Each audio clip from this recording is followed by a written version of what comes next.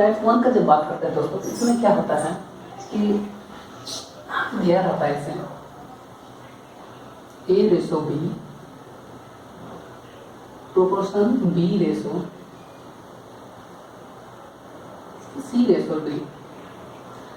मतलब कि जो संबंध इसका A के का संबंध B के साथ है, वही संबंध C के का D के साथ होना चाहिए।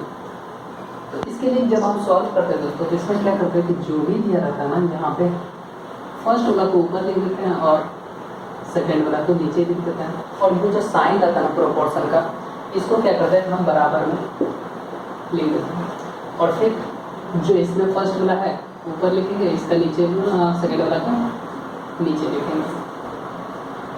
अब इन सवाल पे ही इस टाइप का जितना भी है ना क्वेश्चन, सारा की सारा इस फॉर्मूला पे ही बन जाएगा।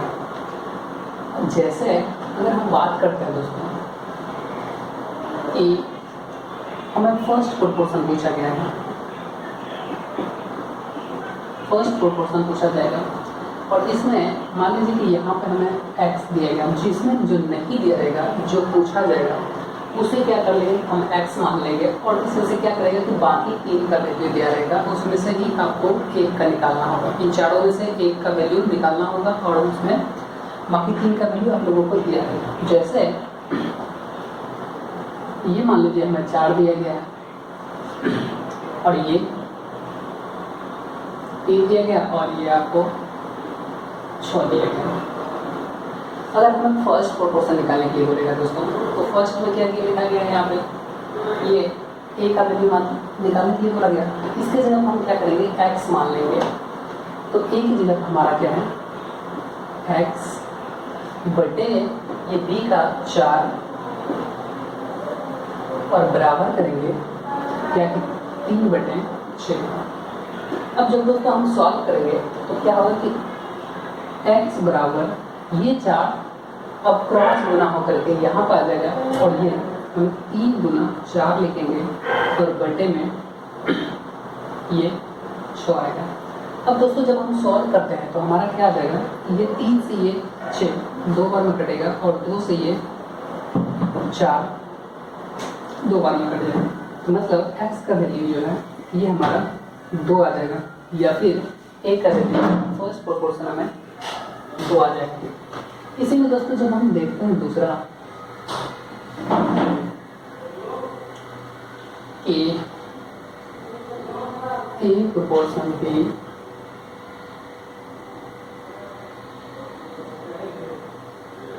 d, इसमें से मान लीजिए कि अगर हमें ये 2 दिया गया है, यह x दिया गया है, ये हमें नहीं पता, इसे निकालना है, और ये हमारा 3 है और ये 6 है। अगर ये पूछा जाएगा, इसमें से हमें निकालना क्या है, b का वैल्यू निकालना है। मान लीजिए ये इसी को अगर हम सेकेंड प्रोपोर्शन भी बोल देंगे, तो इसके लिए भी क्या होगा कि हमारा हमेशा फॉर्मूला सेम ही रहेगा, फॉर्मूला सेम ही रहेगा। जैसे a की जगह हमारा यहाँ पर इस बार 2 दिया रहेगा, और b हमें निकालना है अगर, तो यहाँ पर हम x लिख देंगे, और जो c का वैल्यू दिया है 3 और ये 6। अब यहाँ से जब दोस्तों हम सॉल्व करते हैं तो ये क्या होगा कि फिर से ये क्रॉस मल्टीप्लाई होगा, और ये 6 इससे गुना होगा, 2 गुना 6 बराबर x को यहाँ पे आ जाएगा, और 3 को हम इधर गुना जब करते हैं तो x बराबर यहाँ पे ये 3 ये साइड में आ जाएगा। अब जब दोस्तों हम सॉल्व करते हैं, ये 3 से ये 6 2 बार में कट जाएगा, और x का वैल्यू दोस्तों निकल जाएगा हमारा क्या, 4। तो ये सेकेंड प्रोपोर्शन का बात करते हैं, तो सेकेंड प्रोपोर्शन हमें 4 निकल गया। इसी तरह से पर हम अगला बात करते हैं,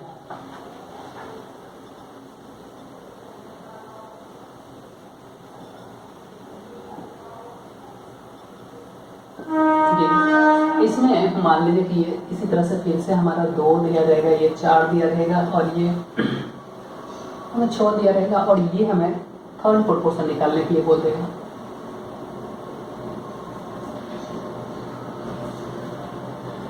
इसके लिए भी दोस्तों हमारा फॉर्मूला सब में ही सेम ही रहेगा।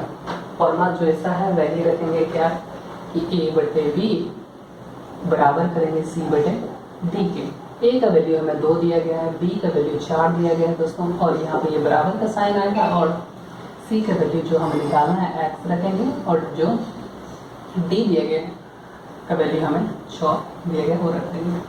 अब दोस्तों जब हम सॉल्व करते हैं तो फिर से हमारा ये जो 6 है यहाँ पे ये नीचे है तो क्रॉस मल्टीप्लाई होगा, तो ये हम 2 गुना 6 बटे 4 बराबर करेंगे एक्स का।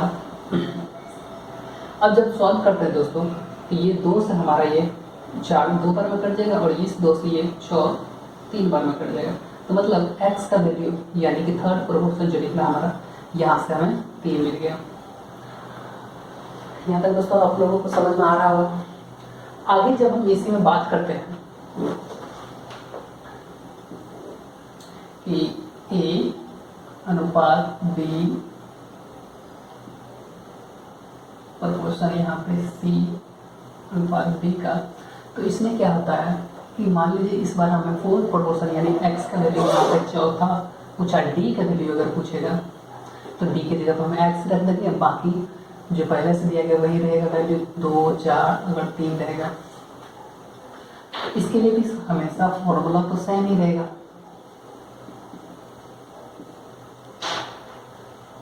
कि a बटे b बराबर c बटे d। एक जगह पे जैसे दोस्तों हमारा दिया गया है इसका क्या कि 2 बटे 4 बराबर 3 बटे x। इस बार हमें अगर फोर्थ प्रोपोर्शन यानी d का वैल्यू पूछा गया है तो d हम निकालने के लिए क्या करेंगे, ये x इसके यहाँ पे भाग में है, ये साइड जब आएगा तो यहाँ पे ये ऊपर आ जाएगा, और जो ये 2 है ये 4 है, इसका 3 से गुना हो जाएगा, और ये 2 जो है ये इसके भाग में आ जाएगा। तो फिर से क्या करेंगे, ये 2 से ये 4 हम देखते हैं तो 2 बार में कट जाता है, और जो x का वैल्यू आएगा ये हमें 6 मिल जाएगा, मतलब कि फोर्थ प्रोपोर्शन जो है वो हमारा 6 निकल गया। यहाँ तक आई होप कि आप लोगों को दोस्तों बहुत अच्छी तरह से समझ में आया होगा। अब इसमें ये फॉर्मूला ये टाइप 1 के लिए अगर देखेंगे तो ये सबके लिए सेम ही रहता है, बस इसमें क्या करेंगे एक फॉर्मूला याद रखना है, ये a बटा b बराबर करना है c बटा d, बाकी जो भी पूछेगा वहाँ पर हम x रख लेंगे, बाकी सॉल्व जब करते हैं तो हमारा आंसर मिल जाएगा। अब हम जब अगला टाइप का बात करते हैं दोस्तों, चलिए हम देखते हैं अगला टाइप।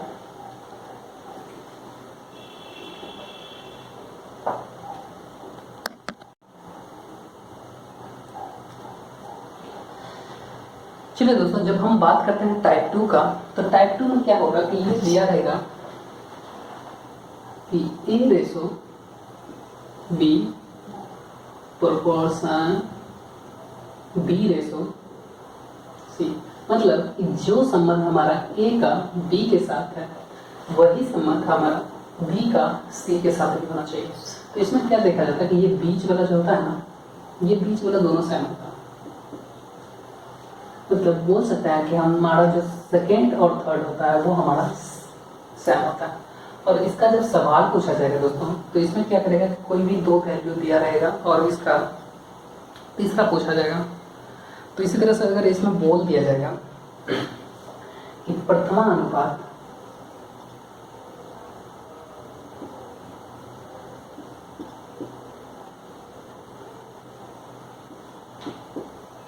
अनुपात, तो ये हमारा फॉर्मूला दोस्तों होता है क्या कि a स्क्वायर अपॉन b।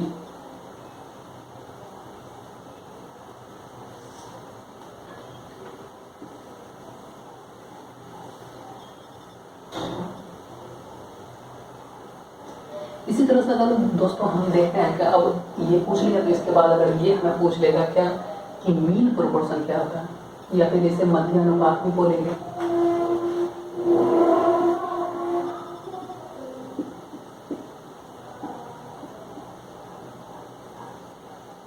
मध्य अनुपात का जब बात करते हैं दोस्तों तो इसमें भी क्या करेगा, इसमें भी कोई 2 वैल्यू दिया रहेगा, और उसके लिए दोस्तों हमारा फॉर्मूला क्या होता है कि a multiply root under a multiply b, या फिर इसको हम दोस्तों ऐसे भी याद रख सकते हैं रूट अंडर ए बी। और एक टाइप और भी इसमें से पूछ सकता है क्या हमारा तृतीय अनुपात क्या होगा।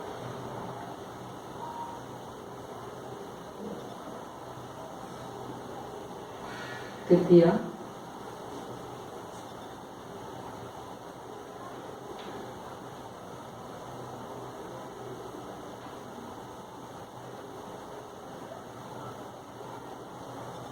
अनुपात, तो ये क्या होता है कि इसमें हमारा होता है क्या कि बी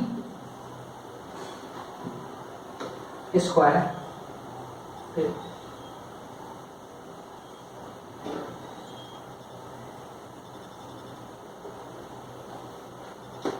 आई होप कि दोस्तों यहाँ तक आप लोगों को अच्छी तरह से समझ में आया होगा, और ये जितना भी फॉर्मूला है इन सबको आप लोग नोट कर लेंगे। अब देखते हैं हमारा अगर सवाल देखते हैं इसमें, मान लीजिए कि ए का वैल्यू हमें दिया गया है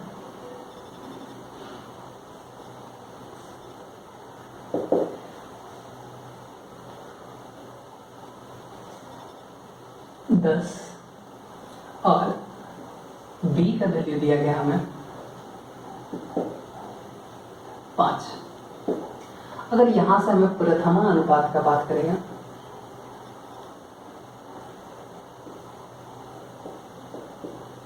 प्रथमा अनुपात निकालने के लिए अगर दोस्तों बोलेगा, तो इसमें क्या होता है कि हम आप लोगों को फॉर्मूला बताया है कि प्रथमा अनुपात का जो फॉर्मूला देते हैं तो हमारा क्या होता है कि ए स्क्वायर अपॉन बी, तो इसे नहीं लिख देंगे, हमारा फॉर्मूला होता है ए स्क्वायर अपॉन बी। अब ए का जगह पर अगर देखते हैं दोस्तों तो हमारा दिया गया क्या 10, जिसको 10 से गुना करेंगे, और बी की जगह पर हमें दिया गया क्या 5। अब दोस्तों जब हम सॉल्व करते हैं तो ये 5 से हम क्या करेंगे 10 को 2 बार में काट देंगे, तो हमारा जो आंसर आ जाएगा ये 10 को 2 से गुना करने पे 20 आ जाएगा। तो ये दोस्तों हमारा आ गया फर्स्ट प्रोपोर्शन, यानी कि प्रथमा अनुपात हमारा ये 20 आ गया। चलिए इसी तरह से हम आगे भी जब देखते हैं,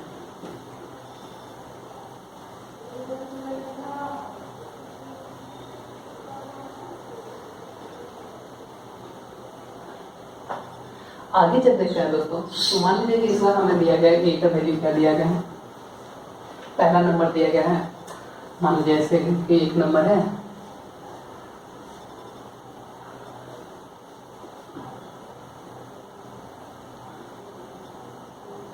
हमारा एक 8 दिया गया और अगला दिया गया क्या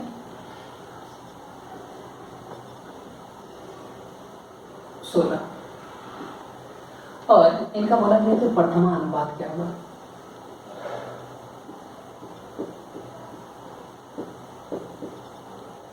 प्रथमा अनुपात क्या होगा। चलिए दोस्तों जब हम देखते हैं इसका प्रथमा अनुपात निकालते हैं, तो इसका दोस्तों फॉर्मूला बताया था क्या प्रथमा अनुपात का कि ए स्क्वायर अपॉन बी। ए के जगह पर अगर देखते हैं दोस्तों हम, तो यहाँ पर 8 दिया गया है और स्क्वायर है तो इसका स्क्वायर करेंगे, और बी की जगह पर हमें क्या दिया गया यहाँ पे 16। अब जब सॉल्व करते हैं दोस्तों तो ए का स्क्वायर निकालते हैं तो हमारा ये हो जाता है कितना 64 और ये 16। अब जब 16 से हम 64 को डिवाइड करते हैं तो ये हमारा 4 बार में कट जाएगा, तो ये आंसर हमारा आएगा क्या कि प्रथमा अनुपात इसका 4।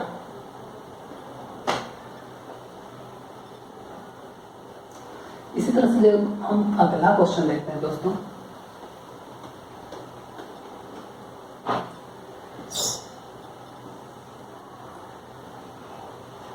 इस बार मान लीजिए दोस्तों हमें दिया गया 2 नंबर इसी तरह से कि एक हमारा 25 है और अगला नंबर हमारा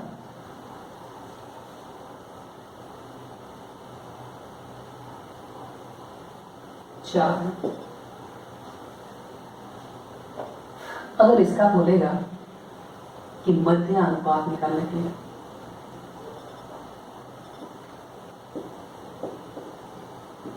मध्य अनुपात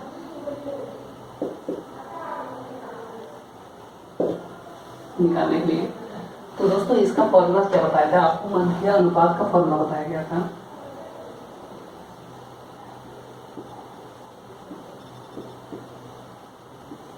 कि रूट अंडर ए बी। तो अगर हम पुट करते हैं दोस्तों, यहाँ पे फॉर्मूला में पुट करेंगे, ए का वैल्यू जब देखते हैं दोस्तों हमारा दिया गया क्या 25 मल्टीप्लाई बी का वैल्यू दोस्तों हमारा दिया गया क्या 4। अब जब सॉल्व करेंगे दोस्तों तो या तो इन दोनों को आपस में अंदर में ही पहले मल्टीप्लाई करके निकाल सकते हैं, या फिर अगर देखेंगे कि ये एक पूर्ण वर्ग संख्या है तो अगर इसका जो भी रूट निकलेगा वो रूट निकालेंगे। जैसे यहाँ पे 25 भी एक पूर्ण वर्ग संख्या है और 4 भी देखते हैं तो हमारा पूर्ण वर्ग संख्या है। अगर 25 का दोस्तों हम रूट देखते हैं तो ये हमारा क्या हो जाता है कि 5, और 4 का जब देखते हैं वर्ग क्या होता है तो ये हमारा हो जाता है 2। अब जब दोनों को अब बाहर निकल गया तो यहाँ से हम दोनों को मल्टीप्लाई कर देंगे दोस्तों, तो हमारा आंसर आ जाएगा क्या 10। ये हमारा मध्यानुपात निकल गया। अब इसी तरह से जब हम आगे देखते हैं दोस्तों,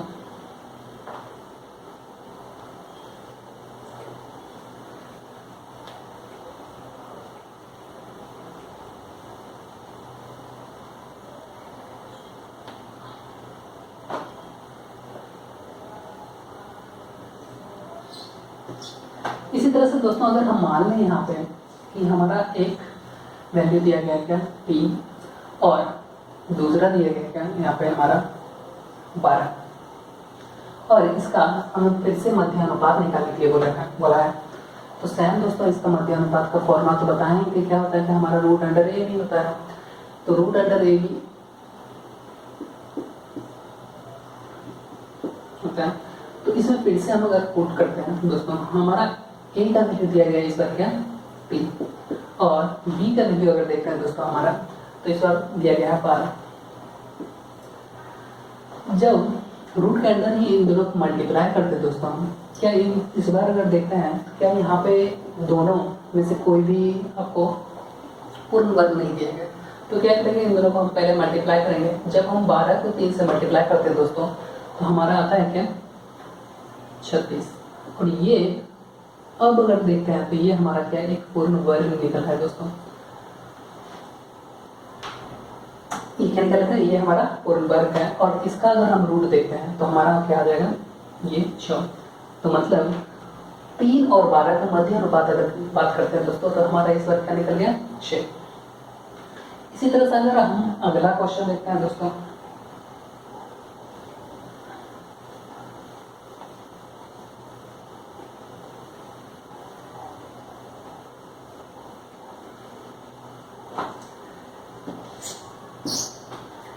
मान लीजिए ये हमारा दिया गया 10 और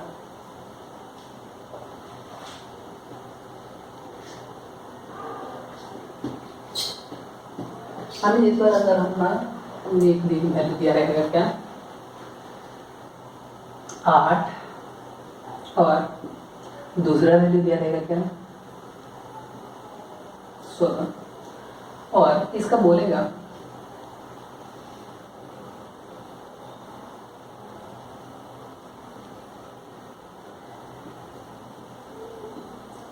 तृतीय अनुपात निकालने के लिए बात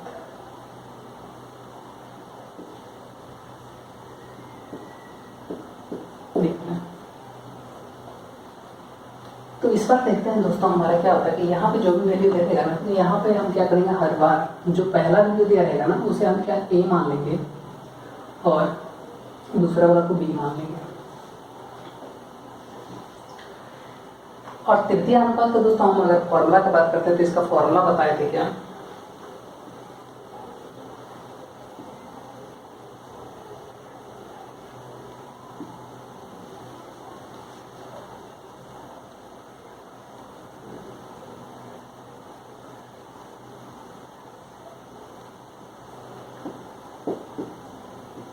तृतीय अनुपात का हम फॉर्मूला बताएंगे दोस्तों।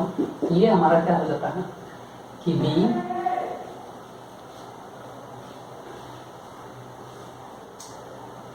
स्क्वायर अपॉन ए।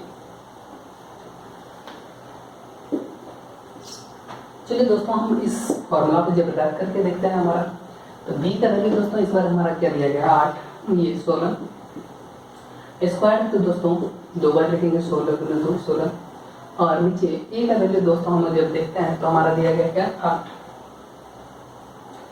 अब जब सॉल्व करेंगे दोस्तों तो हम देखते हैं कि 8 से जब इस 16 को काटते हैं तो ये हमारा 2 बार में कट जाएगा, और ये जो बच गया इसे हम मल्टीप्लाई कर देंगे, तो 16 को जब 2 से मल्टीप्लाई करते हैं दोस्तों तो हमारा आ जाएगा क्या 32। मतलब कि 8 और 16 का तृतीय अनुपात का जब बात करते हैं दोस्तों तो हमारा क्या आ जाएगा 32। इसी तरह से दोस्तों जब हम अगला क्वेश्चन की बात करेंगे,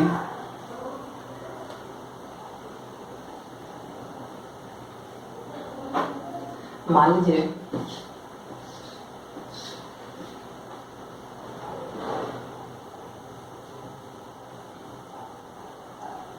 ये हमारा दिया गया क्या, एक वैल्यू दिया गया हमारा 4 या फिर 16, और बी का वैल्यू हमारा दिया गया है क्या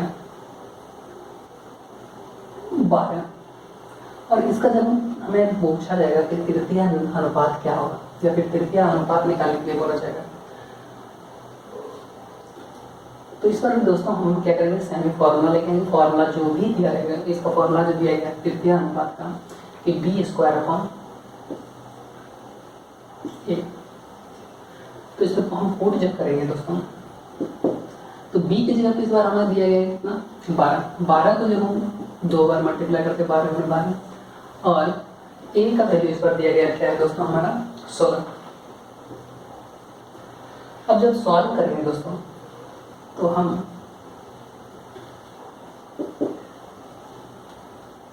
12 को जब 12 से गुना करते हैं दोस्तों हमारा आ जाएगा 144, और ये नीचे 16।